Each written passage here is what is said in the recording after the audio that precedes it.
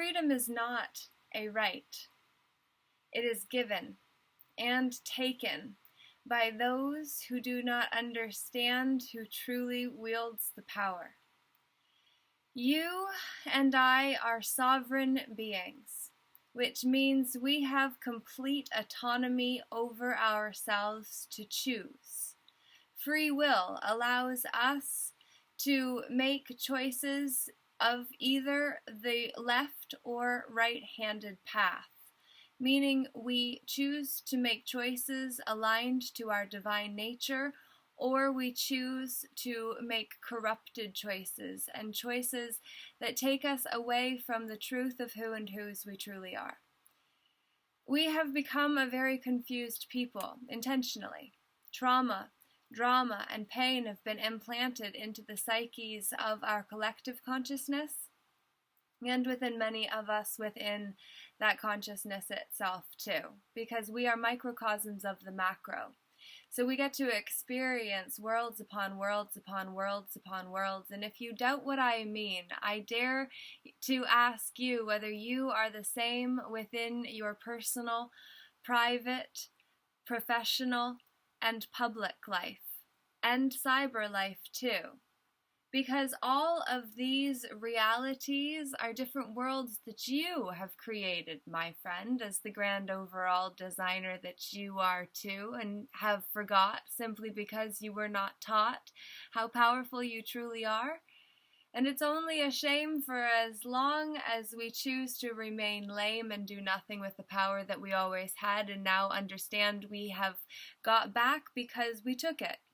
Because we were eligible for it, and because it was the birthright that our ancestors laid out for us back in 1215 when barons approached a king and said, "John, you may be the king, but we will not allow you to leave with your life unless you comply to the condition that we will sign for the other articles if only you include a People's Protection Clause, so if you try to obscure what is written here for your people, then you can be held personally responsible." And the gallows is one of the conditions, one of the punishments, as is full asset stripping, for the ones who do not assist the barons in rectifying a wrongful king or head of state, understanding that there is no sovereign at the top or front of a monarch, unless we are looking at a corporatocratic takeover like what we are. And I don't know that I pronounced that entirely correctly, but it's one that we all really need to understand. Corporatocratic is basically to say that corporations have become figureheads of gods within the world that we share. The reality that we are ultimately consuming BS of based on what comes into our environment and what we have eyes to realize is there to undermine us or uplift us, because those are the options in this life of polarity. In a life and a world where there is an equal and opposite to everything, we must understand that we can choose to go right or we can choose to go left at any time, and who pays in the end is the very light inside your eyes. The spark in me is the soul you see. The aspect of the God spark that I am, that came here to remind my fellow man and woman of how great you are. Please understand that you are the one you've been waiting for, always have been, always will be, can only be, because when you give up on you, there is no one there to help. Maybe some will for a time stay, but all eventually grow weary if you or I will not stand for ourselves. And what so many have forgot is what is worth standing for in this life. And I say it is not for the bank account balance that makes us feel like we have a nest egg to fall back on. What is that really in the end, when we realize that the mythic phoenix creature actually builds a beautiful, magnificent nest, symbolic of the home, to pad it out with beautiful breast feathers in order to keep the eggs on which she will raise her youngsters up until they then become individuated expressions of her, and then she has no need for that nest, and then ignites it with the flap of her wings, and then in the flapping of that she gets ignited too with the fire and the flames, and she then becomes renewed as the one that she was waiting for the whole time. The phoenix process is the death and rebirth of the king, of the I am that rides alongside each and every single one of us through the silver cord attached through the crown and up through the Christ consciousness, and then up to the I am that is in command of all of our positively qualified choices that help us reach towards ascension, instead of having to stay in the cycle of samsara, or the wheel of cycling, or the wheel of suffering, where we are perpetuating the experience of judgment of a not now moment we have no control over, whether it be the past or future. Any moment but now is not ours to command. Let the dead bury the dead. We must leave them behind. We must understand what happened was there to serve us if only we were willing to mine the lessons out of the experience and extract the emotions meant to continue moving as emotions are. We must understand emotion is energy in motion when we break it down, and if we do, then we start to realize there's more a brew when we are willing to sing. I'm on the Wim Hof website now, and what I'm excited to say is that singing is a way that you can actually stimulate your vagus nerve so that you can actually bring yourself back to your own nature. You must actually be willing to just try and see if it works, if it doesn't change your tune, or else change the pattern of how you assemble your words. Whatever you need to do, just trust that you can, and it is true. You don't need to be perfect no more. Let yourself off the hook. Be the way maker, promise keeper to yourself. Be impeccable with your word. That's what Don Miguel Ruiz says in the 4 Agreements. It's on my shelf. No, it's right here because we just finished reading it. The 4 Agreements are part of the Peaceful Inner Warriors United method. It's true if we are impeccable with our word, our thoughts, feelings, and actions align with the moment, and we can then climb to the place of not making assumptions and also not taking anything personally. It's never really about us. Others want to dump the garbage they've been accruing all day in the law of the garbage truck that I received as an email when I was still young. I remember it because I've held on to it ever since, understanding that people drive around all day without rinsing themselves off of all of the energy of the not now moments they carry with them, and then eventually they want to release themselves from that, and you become the target of their energy in motion that made to move out of the past. It's distracting when we move ourselves, and I want you to try interlacing your fingers Ask yourself, how does that feel? I want you to feel into it and see. Now I want you to reverse the order, just one finger over, and ask yourself how that feels now. Does it feel weird? Guess what? That's what happens when you insert a new belief system into where there used to be something else. The new pattern is a different way and we're not used to it yet.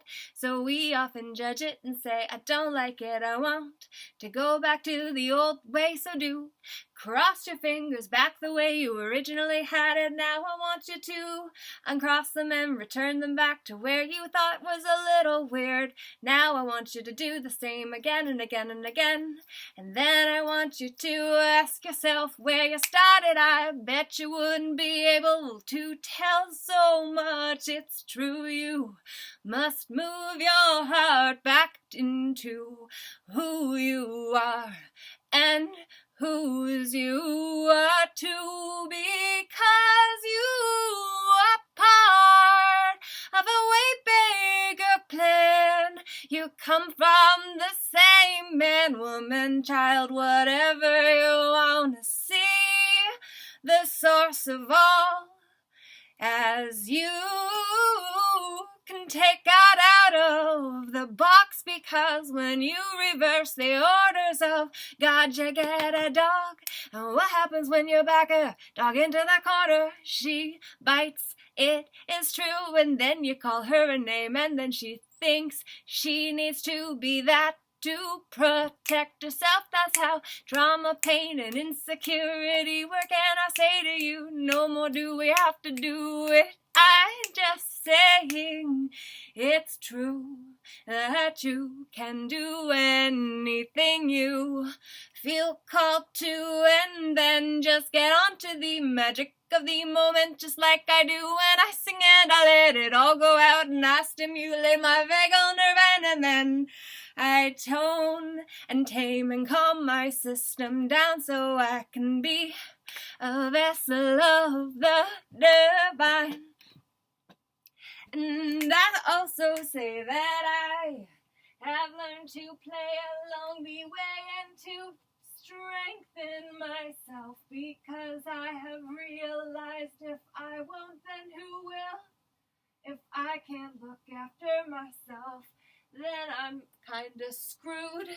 And wouldn't you say the same is true for you? But we are dependent on a system designed to save itself. Sometime energy, money, and more energetic resources. Did you know about the Sequivi Act of 1666? That's when your stickman wasn't made, so you were declared dead and lost at sea. It's Admiralty law. I need to fact check, and they may say no way, but who's fact checking? The fact checkers. Did you know? We feel that it's not right, and those who are standing up are getting everything taken away. That's what they are relying on. But what I want to say is that if you are willing to practice, you will bleed less in battle. That was the Spartans' proverb. They said if you sweat more in practice, then you, woohoo! If you sweat less, if you sweat more in practice, you'll bleed less in war. Prepare more before and be ready. I ask you, boys and girls, now please don't be offended. I say that because each of us have an inner child inside us, unprocessed emotions and all the unrest they bring with them, like the baggage for weekends with their step parent. They don't want to be with who they blame, because They just want the gods of the world together, and that other person stands in the way. Well, if you say, let me become the one for both inside myself, then I can find someone who has the ability to match where I'm at. Oh, it's true. Ooh, I say to you, the truth is stranger than fiction. The quality of a man's questions directly determine the quality of that man's life. Ask better questions, get better answers, but don't necessarily only turn to Q for those, because the source of all of our information together, when we actually unite all of those rabbit holes, they lead to the foxhole. That, then, is when we get to the gold. And I just found out, actually get a pound of gold with each pound that we were when we were born. What? I was 9 pounds. It's a lot of asset to be stripped out of my trust without my permission, but consent is permission. Until revoked. And then I say to you, who are yoked to the system, the world is a book, and those who do not travel read but only one page, and no longer can we afford to do so, except for, if we did not before, then we will struggle now, because the borders are closed for those who do not want to participate in a experimental, biological experience where the same corporation is providing the medication as what they did to the concentration camps. What? Yeah. Mind blown. Emoticon. That's the world we speak in. We don't know what to say, so we just use an emoticon. It's a lexicon of the gods of the past, our ancestors. They just use symbols, and so do we. This is unity. I am a waymaker, I hope to be, because I say to you, if you won't stand, what were you willing to fall for at the end of your life, when you're held to account for the choice that you made while you were here? As one of these souls on the playground of life, who are called to hold one another accountable for doing what we're told, not by the ones who gain from us doing their bitings. It's easy for the powerful to pay others who do not value themselves enough to do their bitings. It's true, it's the currency that we don't realize. It is with the TCEESEE was what I meant to say instead, currency. Do you see the way we have been batteries used before now? And now I say to you, it's enough for today. So what do you think? Comment below, let me know what you think. Like, share, and subscribe. Please tell your friends to join my tribe so that I can go live. I need 1,000 more. Well, I need 1,000. I'd like more. It'd be awesome to have more of you along for the journey. Sometimes I sing, as you know. Sometimes I just go straight with the flow and just say yo. It's turning point times we're in. And actually, in fact, I found the Celestine Prophecy that had a page flipped to called A Critical Mass. So I will read it to you now, because evidently that was required. I drove up to the restaurant and parked, then leaned back in my seat to think for a moment. Charlene, I knew, would already be inside waiting to talk to me, but why? I hadn't heard a word from her in 6 years. Why would she have shown up now, just when I had sequestered myself in the woods for a week? I stepped out of the truck and walked toward the restaurant. Behind me, the last glow of a sunset sank in the west and cast highlights of golden amber across the wet parking lot. Everything had been drenched an hour earlier by a brief thunderstorm, and now the summer evening felt cool and renewed, and because of the fading light, almost surreal. A half-moon hung overhead. As I walked, old images of Charlene filled my head. Was she still beautiful, intense? How would time have changed her? And what was I to think of this manuscript she had mentioned, this ancient artifact found in South America that she couldn't wait to tell me about? I have a 2-hour layover at the airport, she said at the telephone. On the telephone, can you meet me for dinner?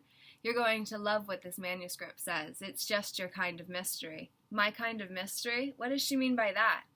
Inside the restaurant was crowded. Several couples waited for tables. When I found the hostess, she told me Charlene had already been seated and directed me toward a terraced area above the main dining room. I walked up the steps and became aware of a crowd of people surrounding one of the tables. The crowd included 2 policemen. Suddenly the policeman turned and rushed past me and down the stairs. As the rest of the people dispersed, I could see past them to the person who seemed to have been the center of attention, a woman still seated at the table, Charlene. I quickly walked up to her. Charlene, what was going on? Is anything wrong?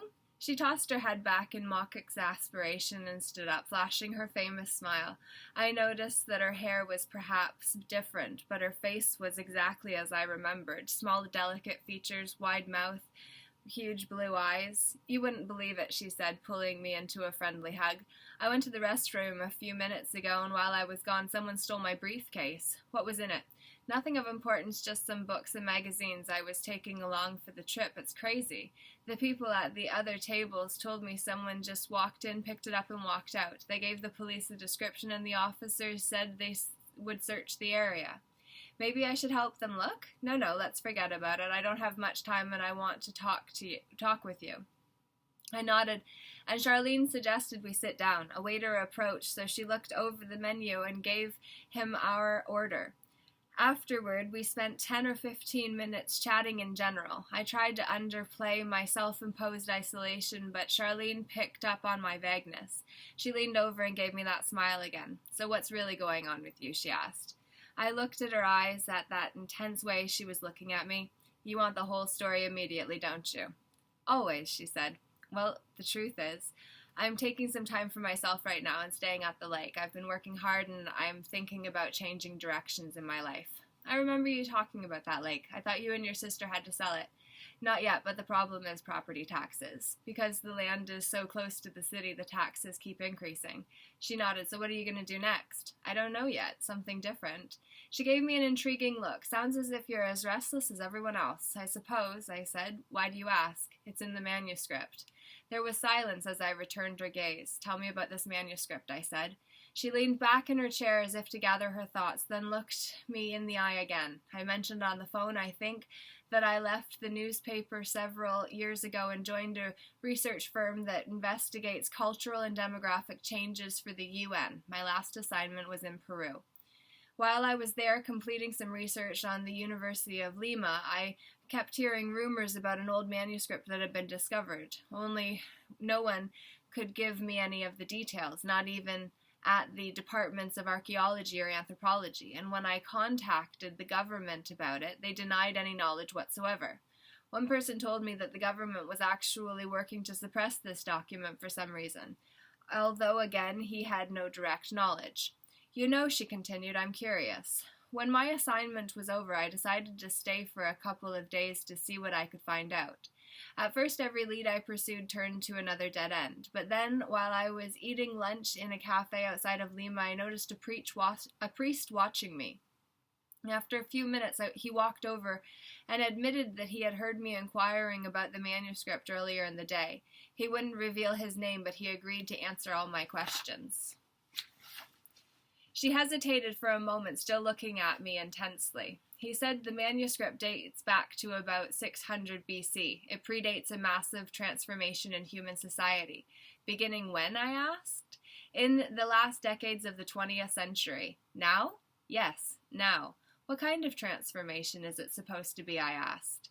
She looked embarrassed for a moment, then, with force, said, the priest told me it's a kind of renaissance in consciousness, occurring very slowly. It's not religious in nature, but it is spiritual. We're discovering something new about human life on this planet, about what our existence means, and according to the priest, this knowledge will alter human culture dramatically. She paused again, then added, the priest told me that the manuscript is divided into segments or chapters, each devoted to a particular insight into life.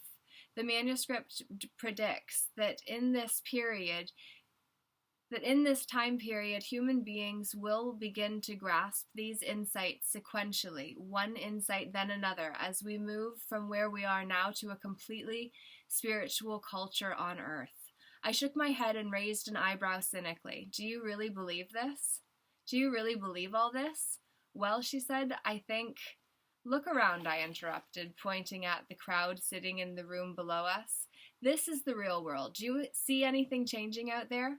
Just as I said that, an angry remark erupted from a table near the far wall, a remark I couldn't understand, but which was loud enough to hush the entire room. At first I thought the disturbance was another robbery, but then I realized it was only an argument.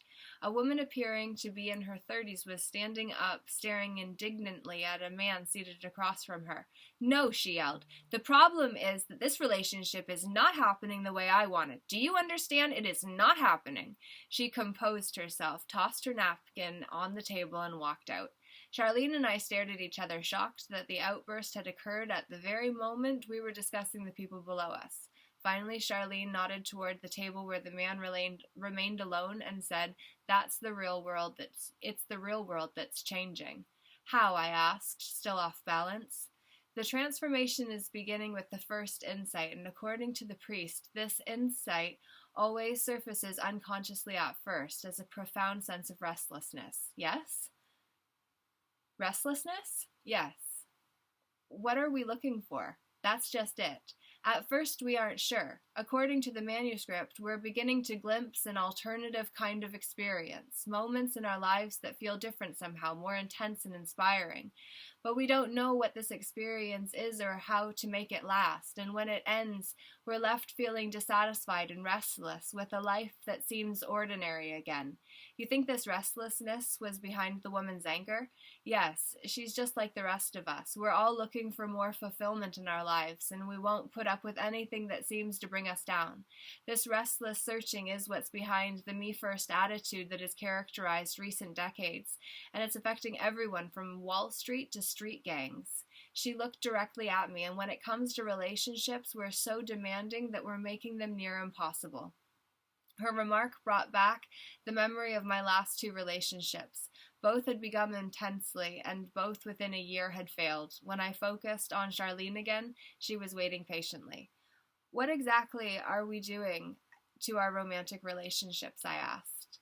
I talked with the priest a long time about this, she replied. He said that when both partners in a relationship are overly demanding, when each expects the other to live in his or her world, to always be there to join in his or her chosen activities, an ego battle inevitably develops. What she said struck home. My last two relationships had indeed degenerated into power struggles. In both situations, we had found ourselves in a conflict of agendas. The pace had been too fast. We had too little time to coordinate our different ideas about what to do, where to go, what interests to pursue. In the end, the issue of who would lead, who would determine the direction for the day, had become an irresolvable difficulty. Because of this control battle, Charlene continued, the manuscript says we will find it very difficult to stay with the same person for any length of time. That doesn't seem very spiritual, That doesn't seem very spiritual, I said. That's exactly what I told the priest, she replied. He said to remember that while most of society's recent ills can be traced to this relentlessness and searching, this problem is temporary and will come to an end. We're finally becoming conscious of what we're actually looking for what this other, more fulfilling experience really is.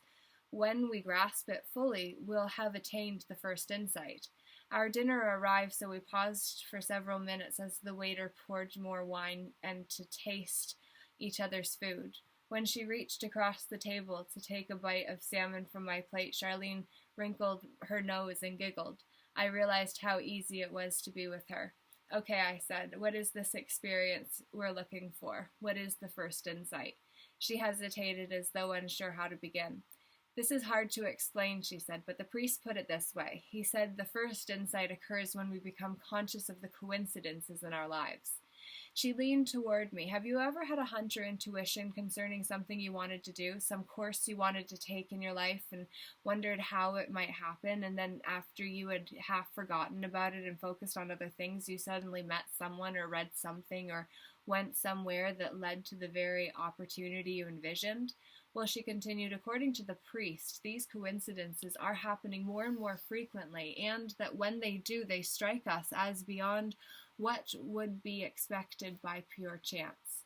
They feel destined, as though our lives had been guided by some unexplained force. The experience induces a feeling of mystery and excitement, and as a result, we feel more alive. The priest told me that this is the experience that we've glimpsed and that we're now trying to manifest all the time. More people every day are convinced that this mysterious movement is real and that it means something, that something else is going on beneath everyday life. This awareness is the first insight. She looked at me expectantly, but I said nothing. Don't you see, she asked? The first insight is a reconsideration of the inherent mystery that surrounds our individual lives on this planet. We are experiencing these mysterious coincidences, and even though we don't understand them yet, we know they are real. We are sensing again, as in childhood, that there is another side of life that we have yet to discover, some other process operating behind the scenes. Charlene was leaning further toward me, gesturing with her hands as she spoke. You're really into this, aren't you? She asked. You're really into this, aren't you? I asked. I can remember a time, she said sternly, when you talked about these kind of experiences. Her comment jolted me. She was right. There had been a period in my life when I had indeed experienced such coincidences and had even tried to understand them psychologically. Somewhere along the way, my view had changed. I had begun to regard such perceptions as immature and unrealistic for some reason, and I had stopped even noticing. I looked directly at Charlene, then said defensively, I was probably reading Eastern philosophy or Christian mysticism at that time. That's what you remember. Anyway, what you're calling the first insight has been written about many times, Charlene. What's different now? How is a perception of mysterious coincidences going to lead to a cultural transformation? Charlene looked down at the table for an instant and then back at me. Don't misunderstand me, she said. Certainly, this consciousness has been experienced and described before. In fact, the priest made a point to say that the first insight wasn't new. He said individuals have been aware of these unexplained coincidences throughout history, that this has been the perception behind many great attempts at philosophy and religion, but the difference now lies in the numbers. According to the priest, the transformation is occurring now because of the number of individuals having this awareness all at the same time. What did he mean exactly? I asked. He told me the manuscript says the number of people who are conscious of such coincidences would begin to grow dramatically in the 6th decade of the 20th century. He said that this growth would continue until sometime near the beginning of the following century, when we would reach a specific level of such individuals, a level I think of as a critical mass. The manuscript predicts, she went on, that once we reach this critical mass, the entire culture will begin to take these coincidental experiences seriously. We will wonder, en masse, what mysterious process underlies human life on this planet, and it will be this question, asked at the same time by enough people, that will allow the other insights to also come into consciousness, because according to the manuscript, when a sufficient number of individuals seriously question what's going on in life, we will begin to find out. The other insights will be revealed, one after the other. She paused to take a bite of food. And when we grasp the other insights, I said. And when we grasp the other insights, I asked, then the culture will shift? That's what the priest told me, she said. I looked at her for a moment, contemplating the idea of a critical mass, then said, "You know, all this sounds awfully sophisticated for a manuscript written in 600 BC. I know," she replied. I raised the question myself, but the priest assured me that the scholars who first translated the manuscript were absolutely convinced of its authenticity, mainly because it was written in Aramaic, the same language in which much of the Old Testament was written. Aramaic in South America? How did it get there in 600 BC? The priest didn't know. Does his church support the manuscript? I asked. No, she said. He told me that most of the clergy were bitterly trying to suppress the manuscript. That's why he couldn't tell me his name. Apparently talking about it at all was very dangerous for him. Did he say why most church officials were fighting against it? Yes, because it changes the completeness of their religion. How? I don't know exactly. He didn't discuss it much, but apparently the other insights extend some of the church traditions.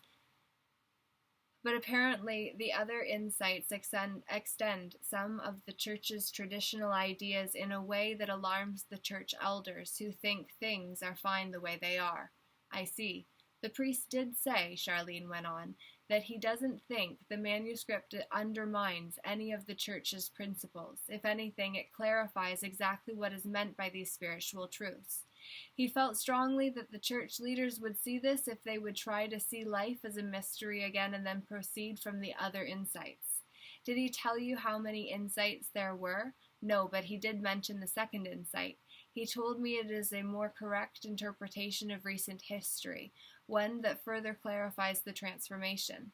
Did he elaborate on that? No, he didn't have time. He said he had to leave to take care of some business. We agreed to meet back at his house that afternoon, but when I arrived he wasn't there. I waited 3 hours and he still didn't show up. Finally, I had to leave to catch my flight home. You mean you weren't able to talk with him anymore? That's right, I never saw him again.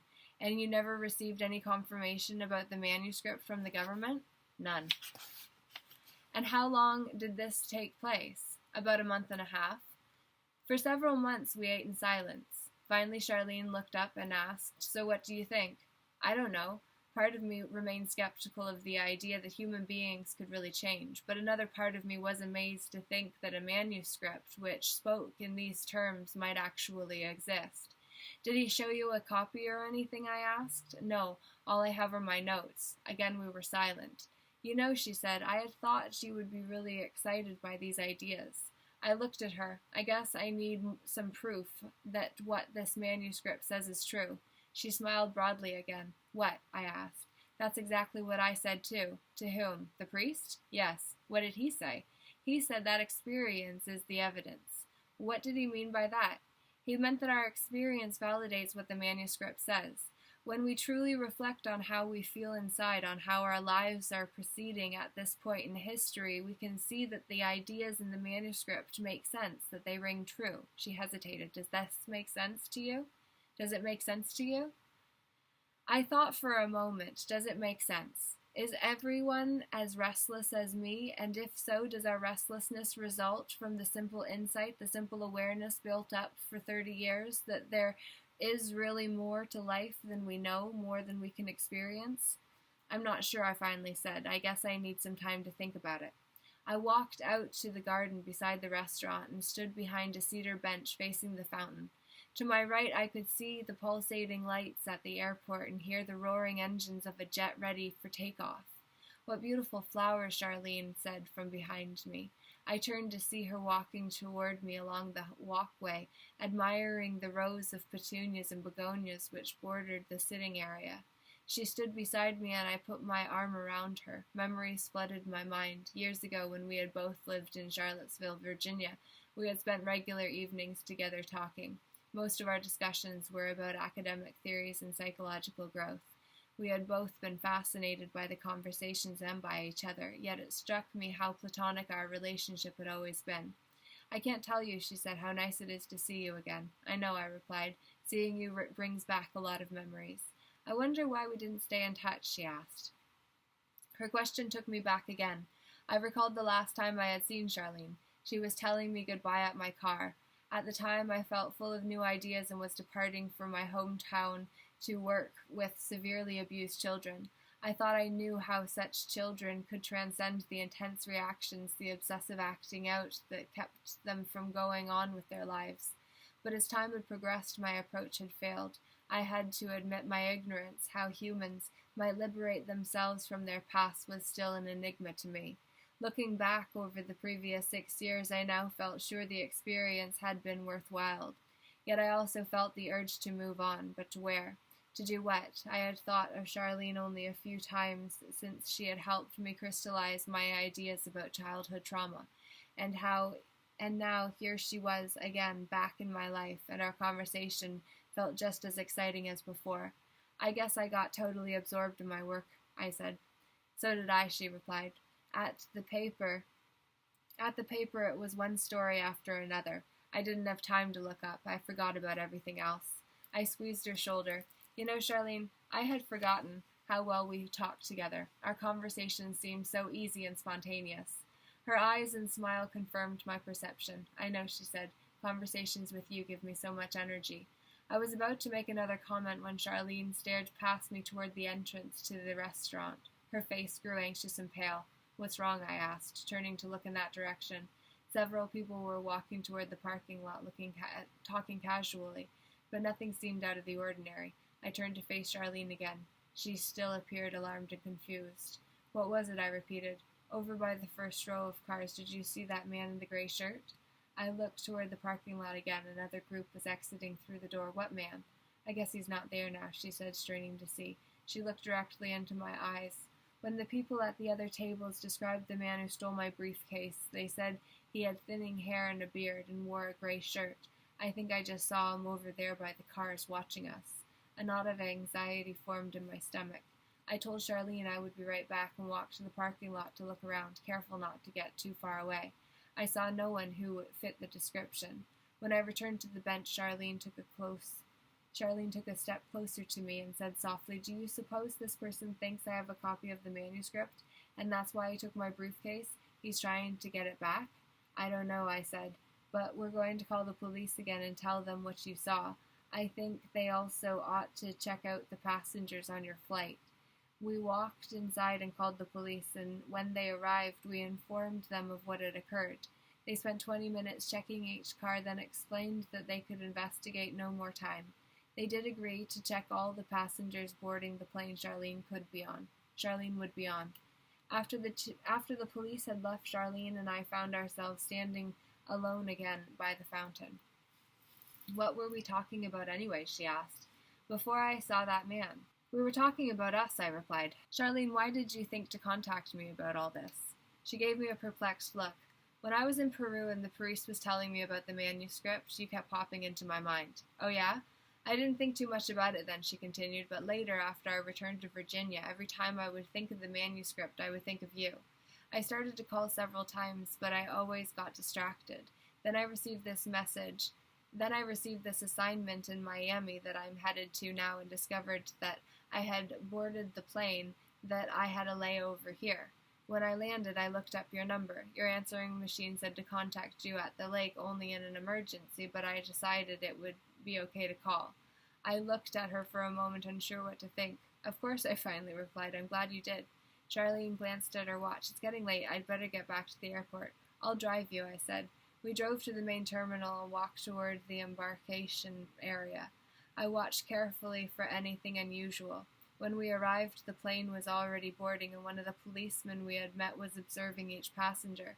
When we approached him, he told us that he had observed everyone scheduled to board and no one fit the description of the thief.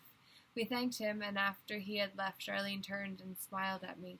I guess I'd better go, she said, reaching out to hug my neck. Here are my numbers. Let's keep in touch this time. Listen, I said, I want you to be careful. If you see anything strange, call the police. Don't worry about me, she replied. I'll be fine. For an instant, we looked deeply into each other's eyes. What are you doing? What are you going to do about this manuscript? I asked. I don't know. Listen for news reports about it, I guess. What if it's suppressed? She gave me another of her full smiles. I knew it. You're hooked. I told you you'd love it. What are you going to do?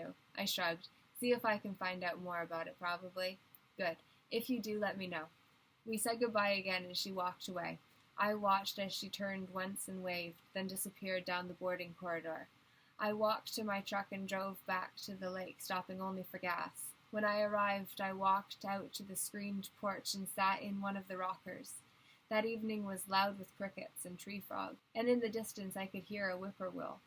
Across the lake, the moon had sunk lower in the west and sent a rippled line of reflection toward me on the water's surface. The evening had been interesting, but I was still skeptical about the whole idea of a cultural transformation.